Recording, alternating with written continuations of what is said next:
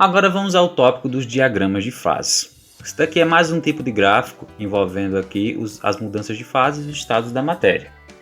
Nesse caso daqui, nós vamos utilizar valores de pressão, já que a gente sabe que a pressão também influencia na mudança de fase, e vamos também ter aqui valores de temperatura. Pressão e temperatura são algumas das principais grandezas responsáveis pelas mudanças de fase. E esse gráfico de diagrama de fases, ele é normalmente parecido com esse daí, ó. Vamos ter 3 traços e a gente vai identificar o que significa cada uma dessas partes. Primeiramente, nós vamos ter que essa região daqui, ó, para esse lado, representa um estado físico.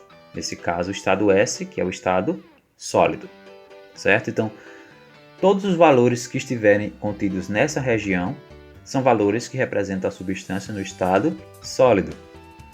Nessa outra região aqui, ó, nós vamos ter mais valores.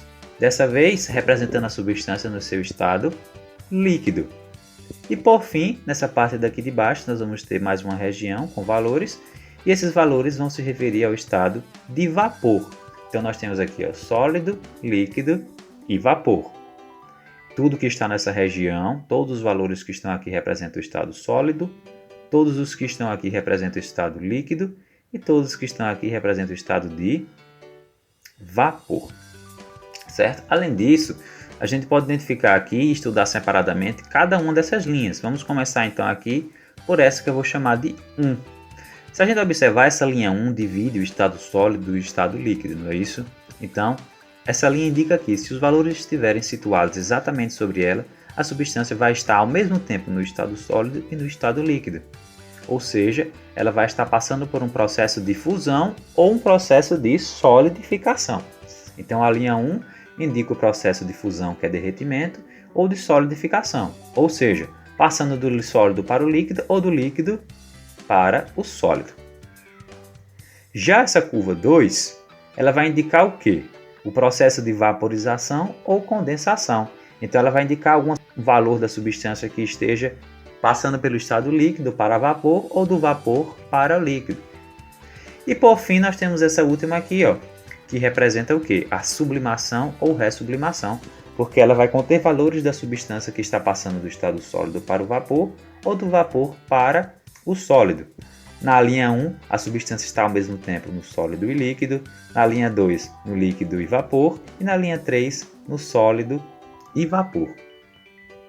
Além disso, existe um ponto muito importante aí dentro desse diagrama de fase, que é esse ponto daqui, que eu chamei de ponto T, que é o ponto de encontro entre essas 3 linhas. Por que ele é tão importante assim? A gente chama ele de ponto triplo, então os valores correspondentes a T, a substância vai estar no estado sólido, líquido e gasoso ao mesmo tempo.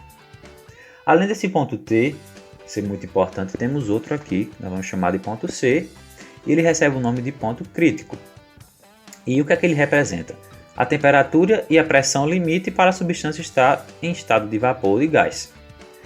Até esse ponto daqui, a gente diz que a substância está em estado de vapor. Se ele passar desse ponto daqui, a gente já vai dizer que ele está no estado de gás. Para alguns autores, há uma diferença entre vapor e gás, então a gente vai considerar aqui esses autores que informam isso, certo?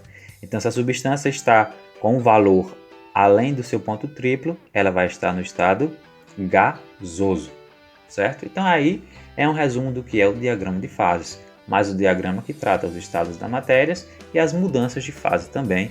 Vamos ver então aqui um exemplo que fale a respeito disso.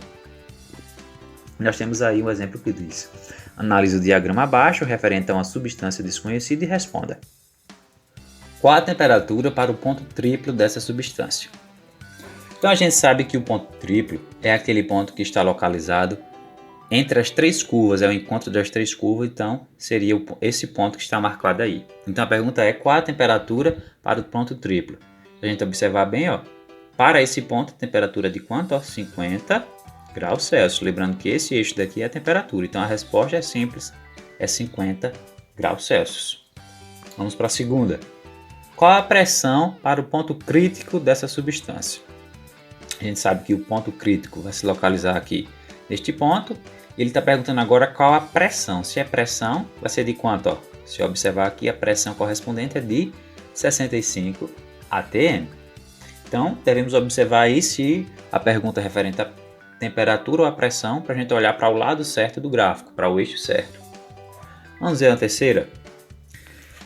Agora diz assim, ó, a 76 graus Celsius e a 15 atm, a substância encontra-se em quais fases da matéria? Então a gente nota que a 76 graus Celsius e a 15 atm, a substância está nesse lugar aqui, ó, nesse ponto. Nesta localização a gente tem aqui então a linha de vaporização ou de condensação. Então a substância nesta linha tem que estar ao mesmo tempo no estado de vapor e no estado líquido, certo? Se fosse nessa outra daqui, seria sólido e líquido. Se fosse nessa outra, seria sólido e vapor. E por fim temos a pergunta 4. A seta indica qual mudança de estado. Então a seta está saindo dessa região e indo para essa daqui.